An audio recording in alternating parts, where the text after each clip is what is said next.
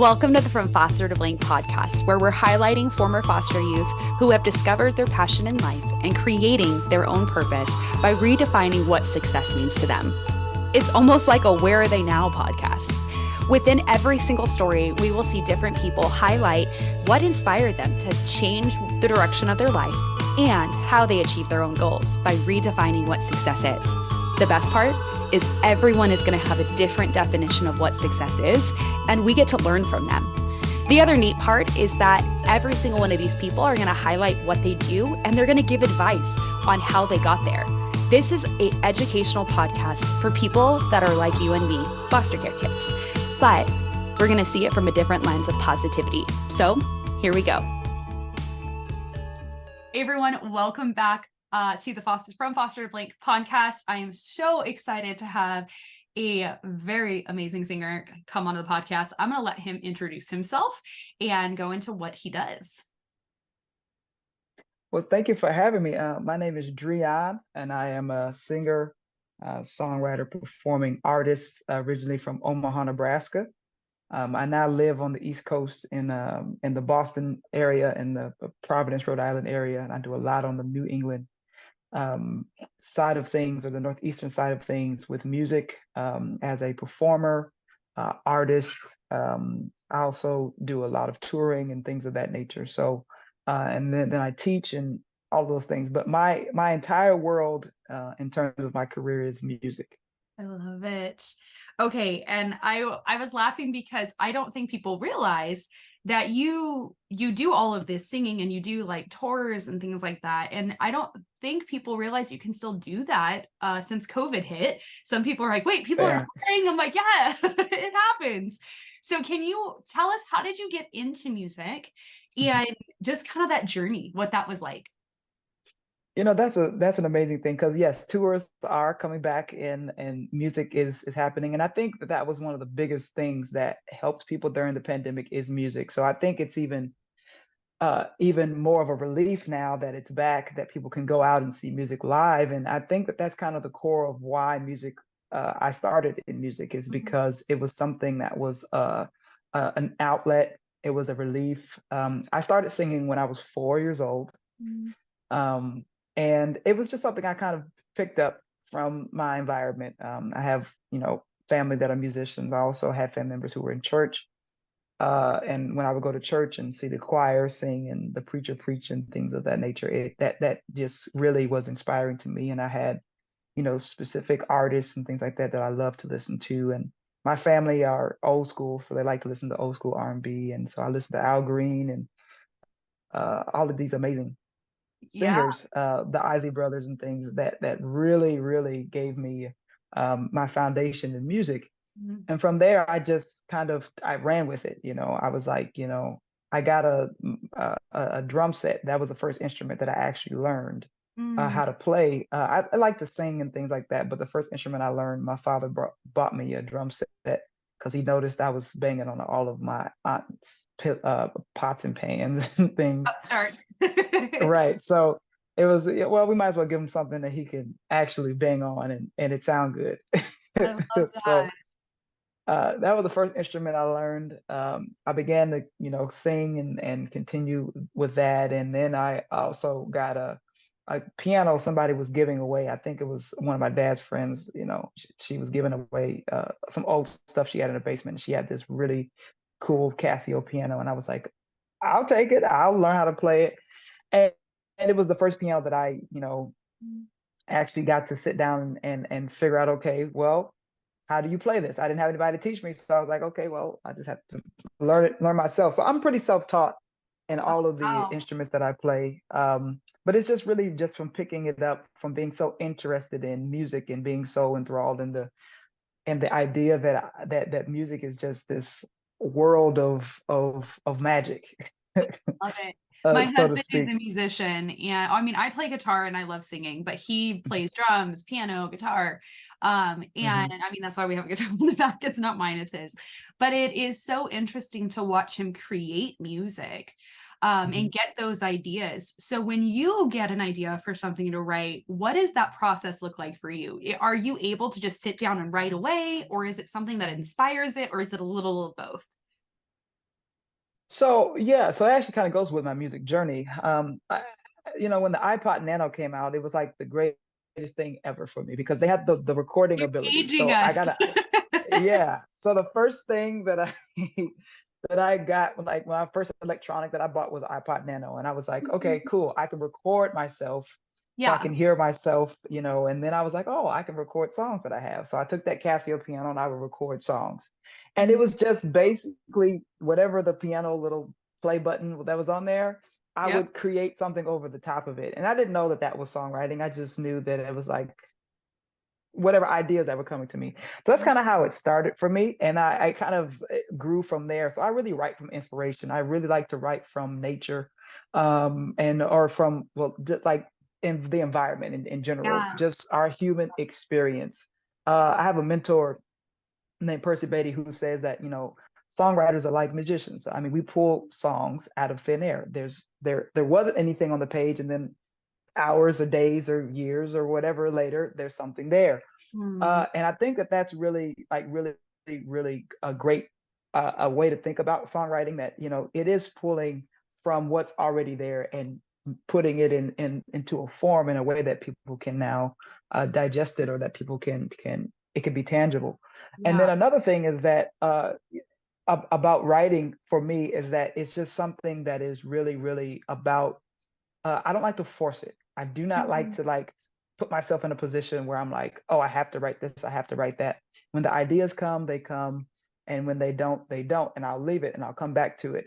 And I'm actually I have a degree in songwriting. Okay. So that I went to Berklee College of Music in Boston, and that's where I got my degree. And so they teach a very different way of songwriting in terms of just being able to write as an industry writer. You have to, be able to write the prompts and things like that. I can do all that stuff because it's, sharpening the skill. But as a writer, for me, the inspirational piece is so key because there's a Mm. difference between a song that comes from the inspiration or from something that's happening in that moment, Yeah. and you sitting down and saying, oh, I'm going to write to this. Yes, it works, but there's so much more that comes out when it's inspired for me. Absolutely. I think that's where we get some of, we hear music all the time. I mean, I love having the radio on, and there are some songs out there that I'm like, how is this even famous? How is this on the radio? And it is really just someone said, okay, let's sit down, let's write something catchy and let's put it out there. Yes, And then you yes, have a musician who comes in, and there's just like one song that I'm thinking about. It's a newer song, but she was showing her friends, and it was talking about how everyone is fighting a battle of their own. And it's like she just kind of lists a couple of people that are fighting these battles. That it's like, okay, she has a sweater that's covering her wrists. This other person has an eating disorder and they're not exposing that. And you're just kind of like, yeah, oh, okay, whoa, that hits, because she took that time to say, like, there's this inspiration of like all of us are fighting something, but we're not telling anybody. And right, that's where it's like it hits you different when you know that the writer sat down and was like, just kind of like drove that creativity through inspiration, and you feel right. it. And that's the songs to me that last decades, which is why I think old school R&B is so great, Hmm. because it wasn't just thinking like, let's get the next pop song out there. It was Right, to write with inspiration. And that, I think, right, is missing art amongst a lot of artists, and writers, even for books and stuff. It's kind of like you're just trying to hit the next big thing versus actually something that's inspiring you to write. So right. that to me is always interesting. So what's one of your songs that has the most, like, you feel is the most inspirational, or the one that tells a story the most? Maybe you have several, but maybe there's that I one. do. I do have several, but there is uh so I do have several, but there's a song that I recently just released, actually back in May for Foster Care Awareness Month. It's called Freedom Child, and it's a song that I wrote in LA with some writers for a songwriting camp that we were doing out in LA. And it really was, a chance for me to really get a chance to make an anthem almost for foster youth, kind of telling the story of how, we don't have to be um, completely, you know, what's the word? I guess categorized by what we've lived through. Mm, And for me, like, that song was really, really important because I was stereotyped, categorized, labeled, all of those things. And I just wanted to show that, show people that they were just wrong. Like that's been my Mhm. motivation as a person, as a human being. I like to prove people wrong. Yeah. And that was kind of that song for me. So, the music, as I said, has always been a getaway. It's been a way to escape, but it's also been a way to say things that I haven't been able to put into words always. And I think that that's what that song is for me. Absolutely. I'm gonna go listen to that song because I'm probably gonna cry because I just love that you said like so many of us have been categorized by our stories. And I'm sure that there's more to that statement than Hmm. just like I feel like sometimes we say like, oh, we were stereotyped or we were categorized, and people are like, yeah, no big deal. And I'm like, let's there's a Yeah, moment where especially I know with foster youth, I know with boys in the foster care community, I know with men in the foster care community, they're labeled as like rapists and child molesters and gang members and all of these things because of just being a guy. And that Mhm. makes me so sad because it's just like, how do you look at someone in the eye without knowing them and just boom? And that happens a lot within the foster care system, even from a really young age. Like I'm not Yeah, sure your story, but I'm sure someone along the way was like, oh, you're just because you're a man, because you're black, because you're this, because you're that, you're just going to end up like this stereotype. I'm not even going to worry yeah, about it. And I'm not going to try. And that, like, to me, I'm like, first off, that person should not be working with us, but it breaks exactly. my heart that it still is happening today. So there are young adults It listening is. who are being stereotyped or categorized. What would you tell them? Just like, hey, if I could tell you anything, what would it be? One thing that I always like to say, and I quote this a lot, but it is my favorite quote by Confucius: "Those who say they can and those who say they can't are both right." And it goes back to what we just spoke about. It's not allowing what somebody else to say to you Mm, dictate what is going to be the outcome. Understanding that you have control over your future, you have control over what you want to do, who you want to be, and how you want to be that.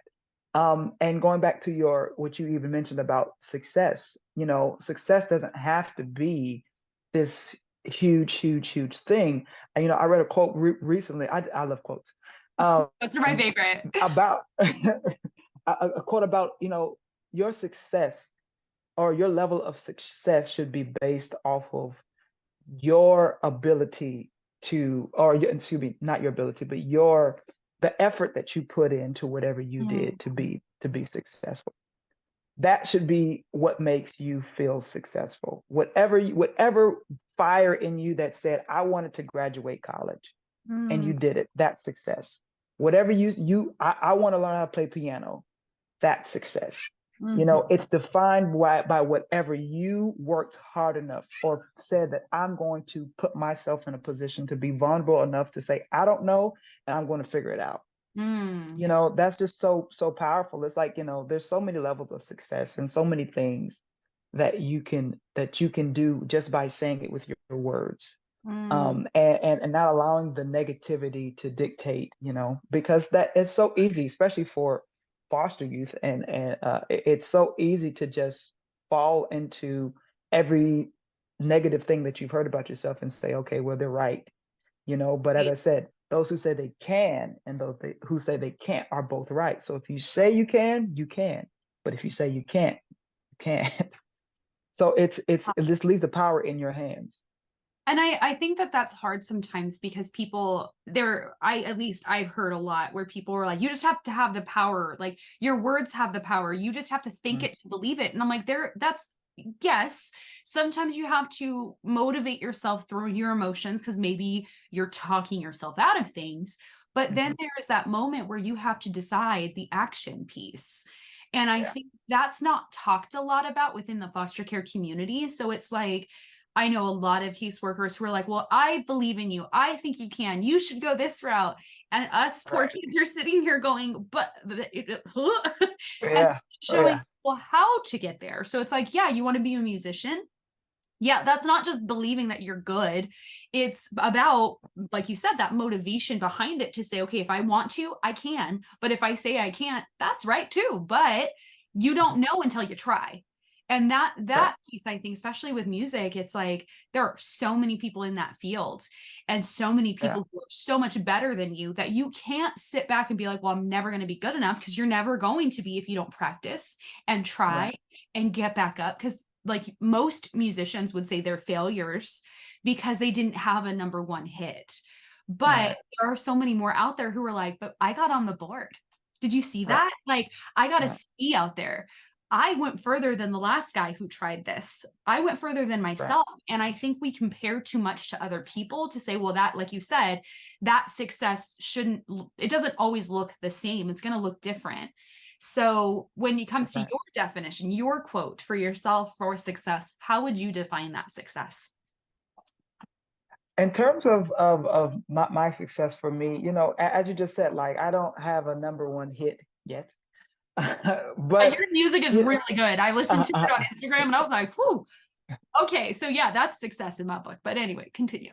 and that's actually that's exactly what it is. The fact that I'm even making a living, or excuse me, my entire living is music. That is success. You know, I have friends that are like, oh, you know, because I've done some great things. I've had some great opportunities to work with Earth, Wind, and Fire and other people and great things. And they're like, oh, I haven't done what you've done. But the thing is like, I have friends who do the same thing as me. We perform for weddings.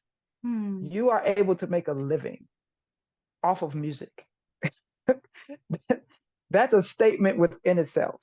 You know, I'm able to take care of a family off of music. That is just unheard of. I mean, because it's not the easiest. Well, no, it is not the easiest career choice at all. It's almost like, why would you choose this? And it's not guaranteed. I think that some people don't understand that that the success is not guaranteed, but the jobs are not guaranteed. So you are daily putting yourself out there for rejection. And that's hard. But you're, like you said, you're doing it. And that to me is so crazy, because we live in a place, and I know there's a lot going on in America, but I feel like it's so crazy that we can live in a place that we have an opportunity to do something like music. Like, I wouldn't have a job because I like coach students like things like that, where I'm like, in other countries, I wouldn't be able to do this. Like, I'd have to be tied to someone or something else to be actually successful. But I'm able to do this on the side, and like, this is my job, not my side gig, but like my job, and do speaking and keynote speaking and things like that, where in other places they're like, so I talked to someone from overseas and she's like, you do that? You make money on that? Like, we're not allowed to make money on that. And I was like, what? And she said it was just a realization that I had, that I was like, there's a lot, but there's a lot of good with that, being able to pick up a skill. You know, I think people who sell stickers and buttons and stuff like that on Etsy, I'm like, how you make a living from that? And it's true. It's really crazy. It's crazy just to think about, where you're like, wow, okay, we could make this into money. We can monetize this. Crazy. How does social media help you monetize some of that? Woo. Well, you know, and the social media piece is always ever changing, ever moving, and I'm still myself trying to figure it out. But one thing about social media is that it is, especially on the music side, it's allowed artists such as myself to have a distribution and marketing platform that is free, you know, or for less money than you would, opposed to when there were labels, or when the labels control all of that. You had to be signed to a label and they controlled how the marketing went in. You have an audience at your disposal. You have a way to share your music and get it out. Just like you said, you went to my Instagram and heard my music. I mean, almost 30 years ago, you couldn't do that. No. And that is a beautiful, beautiful thing, because I've actually had a video go viral in 2019 of me performing a James Brown song tribute with some of my friends at Berkeley, and it got over 1.5 million views. That video was shared by a lot of so it was shared by so many people. It got to Bootsy Collins, who is James Brown, former bass player, and Oh he's my also worked with gosh. Parliament Funkadelic and things. And from that video, I gained a relationship with Bootsy Collins, and now I'm a part of his label and working with him just from social media, just from a video being put out. That's Uh, crazy. so there's so many ways to put yourself out there and connect, and that's how I've used social media, just to as like to share what I do, who I am, and people can easily find and look up, okay, who is this guy? Okay, you can go to Google and put my name in and find Yeah, my social medias. And so it's a great, I've used it in a great way to just kind of display who I am and what I do. I love that. It gives us little people a bigger reach, which is insane to me. Oh my That's how gosh. I meet all my students, is through groups on social media to help, when they're Mhm. like, hey, does anyone know anyone who can help guide me through my assignment because I'm so confused? And I'm like, here, I can Yeah, help. But it gives us that reach that we would have never gotten before. And yeah. this is where that's a great side of the internet. But what is the bad side of the internet for a musician? Because I don't think people For well, for a musician, there's many sides, but one of the things is oversaturation.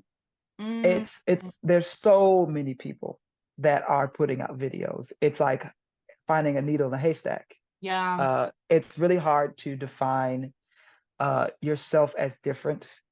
There's a lot of, you know, I need to be like, I need to try to emulate, or I need to do this to get Mm, this many likes or get this many shares or get this many people. But to be honest, the true the true artist just creates, mm-hmm. and the art will find the audience instead of the other way around.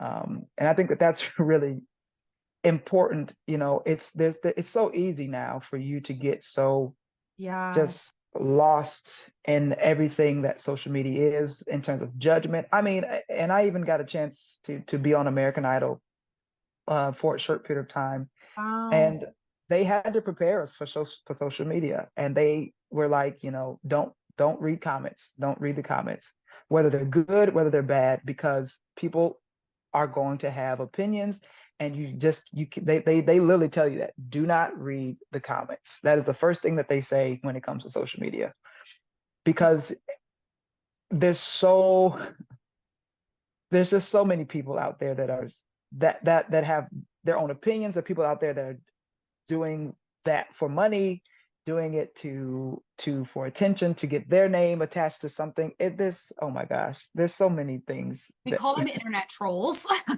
yes, But it's so yes. hard because I don't think anyone really talks about that, because I know you know this. Can you speak about what those comments do to artists when it is a lot of negative stuff? Because people will come in and they will be so rude. They don't know who you are. Yeah. But what does that do to you emotionally or mentally? How can that really mess you up? I did it one time.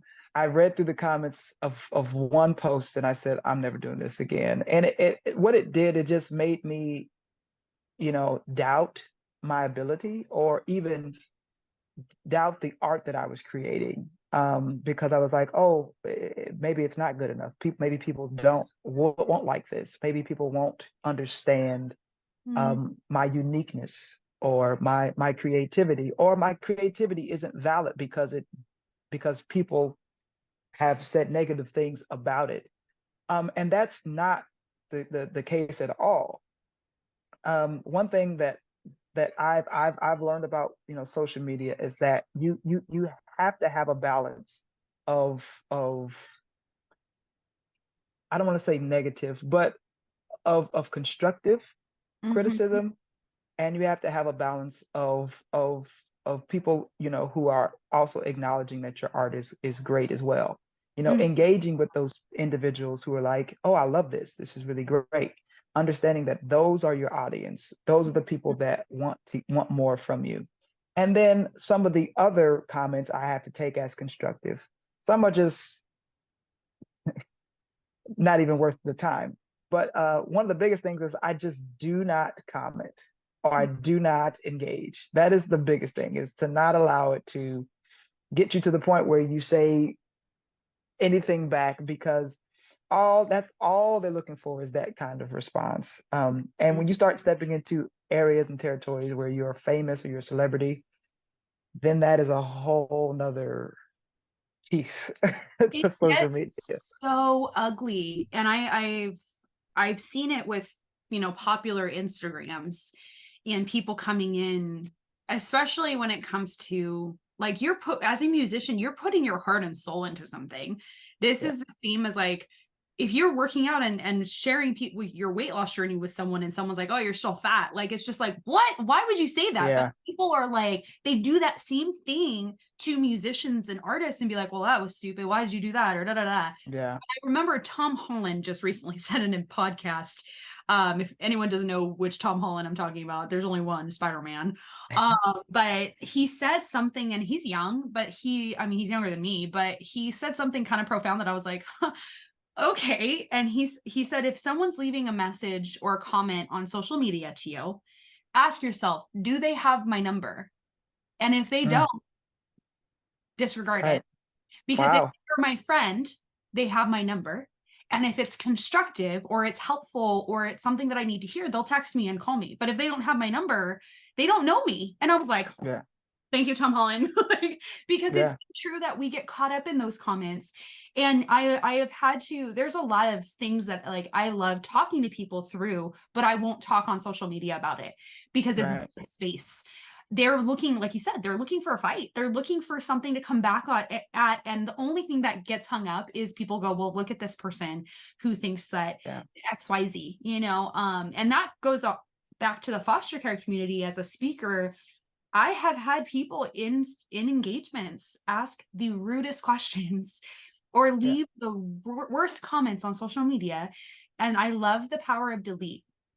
There's this woman called Jasmine Starr. I think you would love her. She's an entrepreneur. She's here in, I think like Newport, California. But she said that she'll look at comments when she gets them because she's a pretty big entrepreneur that people follow.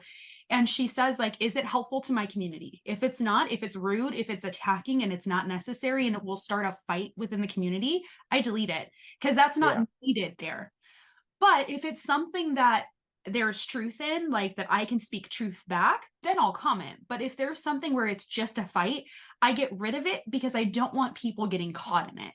And I was like, oh my gosh, like there's this whole world of social media that we don't realize. So much management. But it's so good to remember because we know that this could lead to, depression, anxiety, suicide, people thinking they're nothing, people leaving the scene. I think Selena Gomez has actually talked about like how rude the tabloids can be. And like, she's like, yeah, like I've heard it all. And like, if you go on anyone's social media, there's always someone who's being negative and rude. And it's just like, what the power of delete is so good. But we forget it, I think, and we get caught up in that and we fester in that comment for days. So sometimes you have to have someone else go on and monitor for you and just be like, I'm deleting these, don't even pay attention, don't engage. And I love that you said that. Don't engage, because I think we forget that. And that's where we see a lot of more of this combative comments back and forth, and people are vicious, and people then go to private message, and that's where I know musicians who have said like they have received worse messages from fan bases, and it breaks my heart because I'm just like, wow, is that necessary? And someone felt it was, but the only one who gets to see that is the person who's reading it, and that's hard to navigate. But I love that you just said don't engage, just walk away, delete it, don't engage. So good. Well, another piece to that is that it's I don't want to say it's not reality as well, and that's another thing we have to remember is that people have a lot more guts on social media than they do in a personal face-to-face conversation, and we have to remember it's kind of a way for people to kind of hide who do send negative, ugly things like that. And they feel that they have so much more power behind a screen or being able to type. So that's another thing you have to remember too, is that it's not a real reality. You know, social media Yeah. is great for so many different things, but it is not the real world. And Absolutely. even when it comes to, you know, because this is another piece of social media that's difficult, and especially when it comes to being a influencer or someone uh, who has an audience, is that the amount of followers you have doesn't matter, because most of those people that are following you aren't engaging with your content. And that's like, you know, one of the most important things too, is to remember. That's why when I do engage on social media, I do go through my messages and comments. I always comment anything, as you said, Mhm. that is not constructive or helping what the content that I'm putting out. It's delete, you know, or anything else that I do feel that is constructive or great or looks good, I will comment back, I will engage. But Mhm. it's like, you know, that is a huge, huge insecurity for a lot of people. Oh, I need this many followers. I need this many people to do this. But to be honest, what happens when you invite the 10,000, 20,000, 50,000 followers you have to a concert And two show up. and two show up? You're like, what? Yeah. Yes. You know, so that's another thing. It's not the real world, but it's a great tool to reach the real world. Mm, And I I like think that that. that's something that we always have to remember too. I think it's funny because there's this girl who her name's Kat and she's like on TikTok and Instagram. She's like she has a daughter and stuff. She's really funny. Mhm. But but she's like being friends with an influencer and they're just like every time she went out in this video, she's pretending like, oh, do you want to take a picture with me? Oh, do you want me to be on your Instagram? And like basically making fun of like, guys, this isn't reality. Like no Yeah. one knows who you are and you're gonna walk up to someone who's like, who are you? Why are you asking me if like you're taking a picture of you? And it is like we get caught in the numbers game. And I think there is a misconception of who's following you. Like you said, they're not even engaging in your content, they're just following you. They might even have like 6 social medias because they can't remember their passwords. We don't know, but that's not reality. And I think sometimes we put too much weight on that. And I know for Mhm. like contracts like book deals and music deals and stuff like that, they do put an emphasis on Yes. how many people follow you. And it makes it that really murky, weird thing where you're like, well, oh my God, I lost 1,000 people or I lost 2 people. And oh my gosh, I went from, 1,000 to 999. Like, but it's just like, Yeah. hey, don't focus on that. Like you said earlier, the people will come, your audience will Right. come. Just keep focusing on what you are, who you are. Don't focus Right. on the number. Don't focus on the comments that are negative. Focus on you because that's all you can control. You can focus on what your message. Right. You can't control how people respond to that. And I love that's huge wisdom because it kind of helps me too because I'm always like, oh my God, I can't, I'm not going to get that engagement or like people are going to be like, oh, you don't like here's your followings that where we want it to be because they do put an emphasis on Right. that. I'm like, you know what? Let's stop Right. focusing on the number.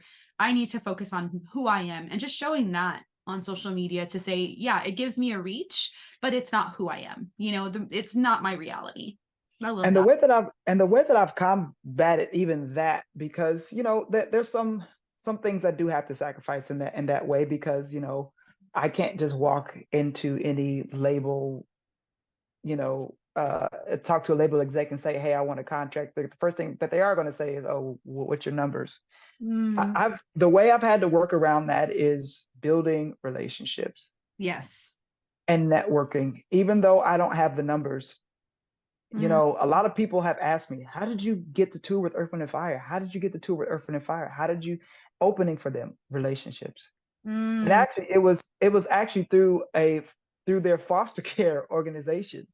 It yeah. had nothing to do with music at first. It was a simple opportunity to work with the foster care organization that I built that relationship over 3 years to then move to the opportunity to open for them. But the relationships are so key. Yeah. Building relationships with the people that do the things that you want to do.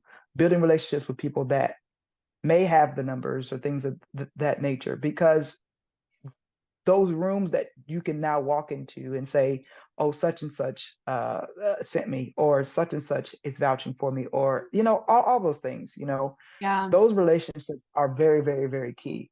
And as I as we're growing and building our followings and things like that, as I said, the audience will come, but these relationships are so important and key to where you are right now, because when the audience does come and you are in a position to now say, hey, I want such and such, or I want to be able to do such and such. Now, not only do you have the following, but you have the backing from all of the relationships that you're working with. Yeah. In the industry, whatever you're doing, relationships are important, whether they're people of high stature, people who are colleagues, people who are growing with you. It's important to maintain those relationships because you never know where you're going to be. And you never know who that person's connected to. Exactly. Like you don't. And I think it's like, I've heard it before where people have said like, well, I'm not going to be your friend because, you don't have a bigger reach than I do. And I was kind of like, ouch, like, but okay. Wow. But it was like, I noticed that where it was like, oh, like you are friends with people who have a big following or have big events or things like that, but you're not friends with the little people.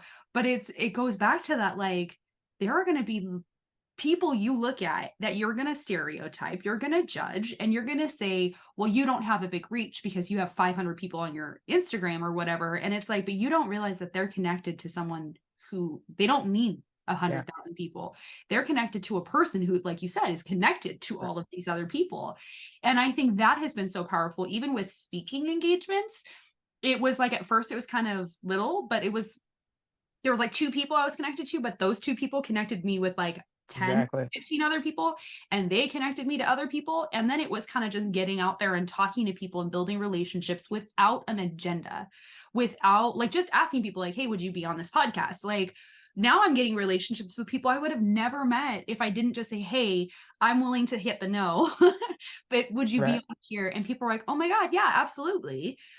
And that to me is so much better to build new relationships. And then I can kind of network if there's ever someone that I know who's like, hey, do you know anyone in the music industry that I can ask questions to? I can say, yeah, absolutely. Like, here, go talk to so-and-so and they can help you. And same with you. I'm sure people have been like, hey, how did you get started? Can I ask questions? And you're so open to conversation that you're just like, hey, I'm going to respond back because it's good. And yeah, absolutely, I can answer these questions. And it's so helpful when we stop looking at someone's number count and just start realizing that every person is a person. And yeah, maybe they know someone, maybe they don't, but it's about those relationships. And I love that, because I think that's a hard thing to learn, and it's a hard skill to maintain, and it's scary because it means you have to put yourself out. And you do get a lot of no's. It does. Yes. It does, but it's worth it because relationships have gotten me in rooms that numbers would never. Yes. And even though, yes, the numbers piece is a part of it, I still have sacrificing, not focusing on building numbers and building relationships. Eventually, I'm going to get to an opportunity where the numbers are going to come, as I said. But it's about that relationship that I built with people to get to that point, because a lot of times people with numbers still can't walk into rooms and have anything to offer other than, I have this many people. But again, as I said, you can have 5 million followers and only maybe 100 or 1,000 of them are actually engaging with you. Yes. And it's like you said, you were saying that within musicianship, within being an artist, they're not looking for another, Taylor Swift. They're not looking for another James Brown. They're looking for someone who is unique in themselves. And sure enough, I'm sure that I could walk in a room and be like, do you know who I am? And every producer is going to be like, I don't care.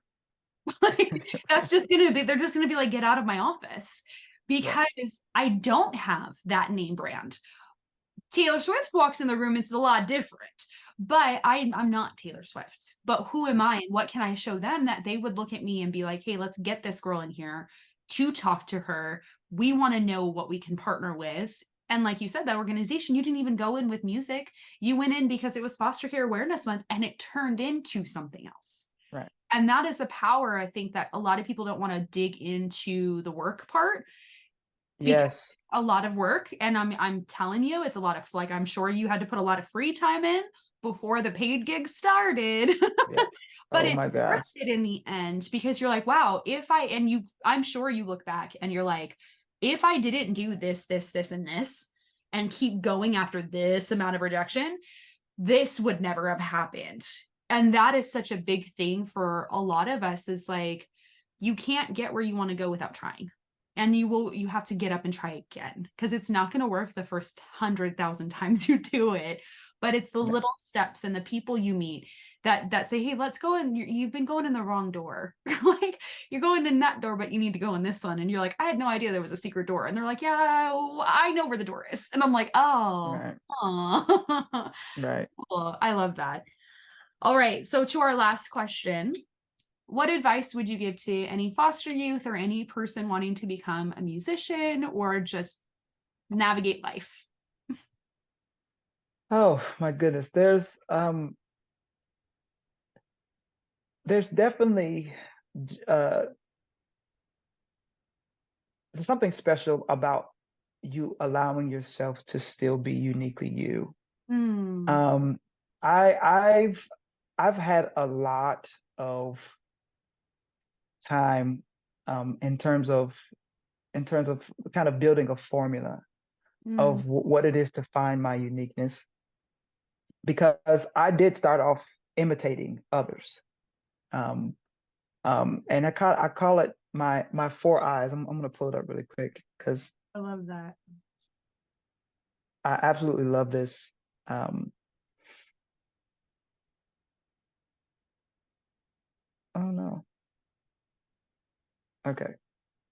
I call it my four eyes because I've struggled a lot with maintaining my uniqueness, Mhm. um, because I am so influenced by so many others. Yeah. But in that, I've learned to adapt what I've now imitated into my own thing, you know. So for me, it starts with investigating. You Mhm. know, you figure out what is it, what makes that special. You know, for me, it was my favorite musicians are Michael Jackson, Prince, and Mhm. James Brown. That's like my holy trinity. Those are people that I investigated, studied. The next thing I did was imitate them, right? I took what they did and I figured out how to do it. The next thing is that I integrated it into what I do. And then I began to interpolate Mhm. and put my own spin on it. And those are my four eyes: investigate, imitate, integrate, and interpolate. And that's how you find your uniqueness. Instead of people feeling like they have to like pull something out of the blue sky, you know, there's nothing new under the sun, you Mhm. know, but there is always a new way to bring a new perspective to something.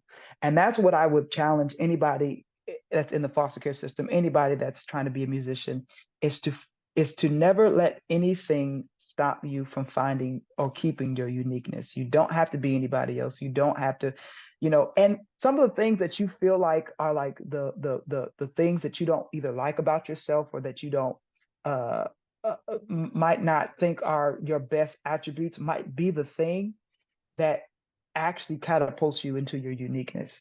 Mhm. Like I had a really hard time like being okay with my voice for a long time. I Yeah. just thought my voice was not, it wasn't where it should be. It wasn't like Michael, or it wasn't like this, or it wasn't like that. And I've worked and worked and worked in imitating so many incredible artists that I've now found my voice Yeah. just by me saying, okay, I'm going to take this little piece and start adding it here. Uh, and I perform all the time. So I get to try stuff every single week. And I'm trying new things, oh, I heard Ray Charles do this. Let me see if I can do it on this song, do that. I say that to say, because it's so important to know that you don't have to reinvent the wheel. You really just have to find your perspective of what the wheel is. Yeah. That's really good. I'm sitting on this because, man, okay. I think the hardest part about growing up is not knowing who we are. And the hardest part about keeping who we are is knowing what parts to keep. And I think the way that you said, like, okay, you're going to investigate just what you're looking at, imitate it, integrate it, and interpolate it to find your uniqueness. But when you said you don't need to be anyone else, and the things that you often don't like are the things that make you unique, ooh, that's hard. Because like, I know for myself, like I've always been very much of a go-getter and I've made decisions very quickly. People don't see this when the wheels spinning in my head. But one person told me, they were like, you're rash in your decisions, you're too quick, you're impulsive. And I was like, no, I'm not. And then he was like, well, you didn't run this idea by me. And I'm like, I didn't have to, but it made me so much faster at making decisions that I was able to get through a bachelor's, a master's, and a PhD within 13 years. And that is not heard of. Like typically it takes about 5 to 7 years on average to finish a PhD program. It could take all the way up to 10 years. I did it in 3.5 for a PhD in psychology, but it was because I was able to think ahead in a really weird way. I'm not really good at thinking ahead on things like that. Like it scares me to think too far ahead, but I was able to say, okay, if I execute this, if I do X, Y, Z, if I stick to the plan, I'm able to do that.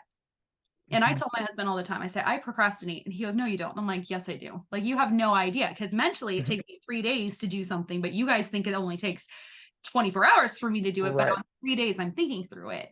And that's really unique. But I used to beat myself up on it because I'm like, man, like people think I'm impulsive. People think that I'm rash in my decisions, that I'm not thinking this through. And then I realized it's like some people just take 6 months to a year to think on something. I don't have that same thought process. Like, I'm like, if it's a good idea, if it's legal, I'm going to do it. Like, I'm going to try. But it's made me into who I am today, and being able to have a really successful business to where I'm able to make a decision and say, okay, let's look at the problem. Let's look at how to fix it. Let's execute this now. But for others, it's too quick. But that's what you need as a business owner. That's what you need as someone who's in a position that needs to make a decision quickly and not take forever to make a decision, and then you crash your ship. And that's that. I always used to really hate that about myself, but I've really leaned into it the last couple of years, but it didn't connect until you just said, like, what you often hate about or dislike about yourself is often what makes you unique and helps you in where you're going. Yeah. And I'm like, heck yeah. Like, yeah, okay. You know, I could point out being organized as a good thing, but it was always that I don't like I'm impulsive, or I don't like that I take forever to make a decision, or I procrastinate. And it's like, it's a good procrastination that I do. To others, it seems fast, but I'm internalizing this 24 hours a day. And I'm thinking this months ahead of time before even speaking it. But that could be impulsive to someone else if I'm not having a year-long conversation with them. So I love that you said that. And I think that, to me, I think others need to hear that. And I'm so glad that we have this recorded, because I'm like, your uniqueness, the things that you tend to not like, is your uniqueness. And when we lean into it, we're so much stronger. And I love that you said, like, your voice, like, I heard your voice and I'm like, man, your voice is so good. We're our worst critics. But you looked at it and you were like, well, it's not so-and-so. It's not like this. It's not like that. But then you're like, but it's me. And that, like, that makes you so much stronger. When I heard your voice, I was like, man, he can sing. Like, he is like old school R&B with a twist. I love that, because R&B is so amazing just in general, but old school R&B, can't touch it. It's amazing stuff. It is. I love it. I love that so much. So I'm going to sit on that process. And I'm so glad that you said that too, because I've been like all of those things. Like, I've been told that, oh, you're too old school, or you have too old of a solo, your music is outdated, and all these different things. And I've learned to embrace those things. It took a really, really, really long time for me to be comfortable with it. And yes, in some ways you do have to modernize so that it can be consumable in certain ways, but I still stick to that part of me. And that's never going to change about me and my voice and my music, because it is a part of my uniqueness. And in embracing that, it's allowed me to really feel so confident. Yeah. And who I am and what I do. And I feel completely different about my voice now because of that.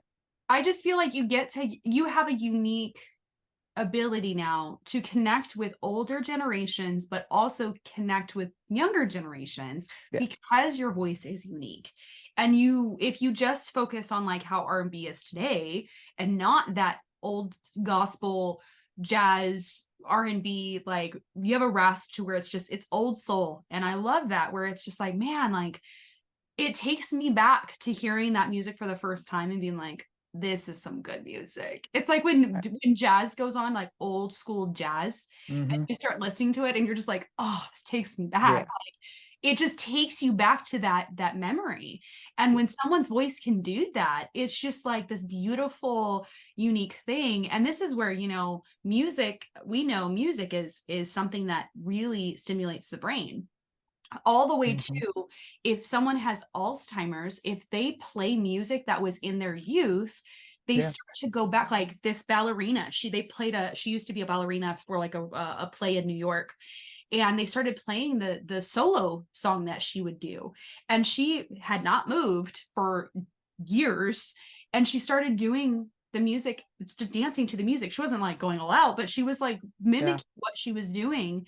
And her brain remembered the movement and the music. So I'm like, if music can do that and heal and do all these crazy things, like what would that look like just to tap into your uniqueness as an artist and be like, I'm just tapping into the healing of my own soul, and whoever wants to come along that journey gets to. And if they don't, cool, there's other people out there. But I love about music. And I think that can also be very scary when you try to find yourself in music, because you're exposing yourself in a vulnerable way. And I think that's why it's so hard for so many when they're like, I'm done, I'm not doing this anymore. And I'm like, you just have to, like you said, you have to find yourself. And once you do that, you're not going to care as much of what people have to say when it comes to just to be negative. Yeah, you cannot care. You cannot care, because with or without their opinion, you still have to live with that, with your uniqueness. Absolutely. I love this. This is so good. Oh, do you have anything else you'd like to say before we end? No, I just thank you for having me. I'm really thankful for this conversation. And I've learned a lot as well, listening to you. And I'm glad that we've connected. And you know, if people want to listen to my music or find me on social media, they can find me on all social media platforms at DREIONATION, DREIONATION. You can find me on YouTube as well, at Dreion, DREION as well. Okay, I'm going to be like playing your music for the next few weeks, because it's really good. You guys got to go listen to it. But thank you so much for joining. I'm so glad to have had you. This was so good. And if anyone has questions, you can reach out, comment, or all that fun stuff, and he will definitely respond. Have a great night, you guys. We want to take a moment to thank our sponsor, Foster Greatness. We equip foster youth by connecting communities and empowering individuals on their journey. We provide workforce development, master classes, travel abroad experiences, and individual and community support for foster communities. If you're interested in learning more, please visit fostergreatness.co. Thanks for joining us.